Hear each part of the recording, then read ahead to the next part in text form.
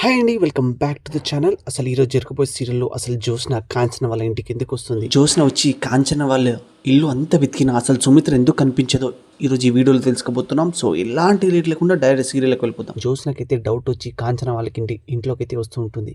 అప్పుడే కాంచన, దీప వాళ్ళైతే బయట ఏదో కారు వచ్చినట్టుంది వెళ్ళి చూడు దీప అని అంటుంటే బయటైతే జ్యోత్స్న అయితే వస్తూ ఉంటుంది. జ్యోత్స్న అయితే డైరెక్ట్‌గా దీప వాళ్ళ దగ్గరికి వెళ్ళకుండా డైరెక్ట్‌గా శౌర్య వాళ్ళ దగ్గరికెళ్ళి ఇలా అడుగుతూ ఉంటుంది. శౌర్య, మీ ఇంట్లో అమ్మమ్మ ఉందంటే అప్పుడే శౌర్య అయితే ఉంది, చూపిస్తాను రండి అంటుంటే అప్పుడే జ్యోత్స్న అయితే ఇలా అంటూ ఉంటుంది. మీ ఇంట్లో ఒక్కరైనా నిజం చెప్పేవాళ్ళు ఉన్నారు.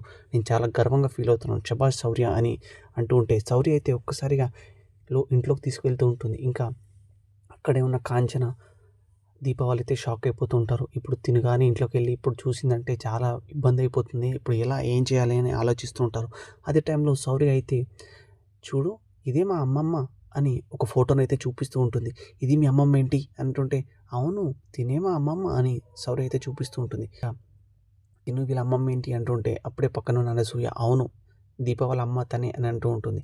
సర్లే అని ఇంకా జ్యోత్స్న అయితే వెళ్ళిపోయే టైంలో రూమ్‌లో నుంచి ఒక దగ్గు అయితే వినిపిస్తూ ఉంటుంది.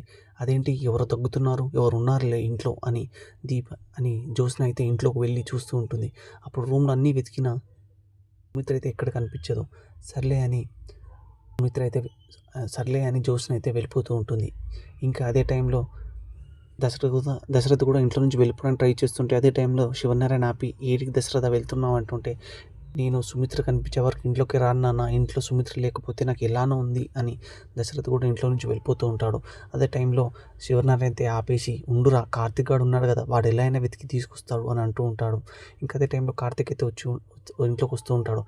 అప్పుడు ఇంకా కార్తీక్ అయితే ఇలా అంటూ ఉంటాడు దశరథ్ తోటి, మావయ్య నువ్వు వెళ్ళి వెతికినా కూడా దొరకదు మావయ్య అంటుంటే అప్పుడే పారు అయితే, ఏంట్రా అలా అంటున్నావు, నువ్వే కదా మాట ఇచ్చావు వెళ్ళి ఇలా అయినా వెతికి తీసుకొస్తానని చెప్పి, ఇప్పుడేంది ఇలా అంటున్నావు అని అంటుంటే అక్కడనే ఉన్న జ్యోత్స్న కూడా ఇలా అంటూ ఉంటుంది.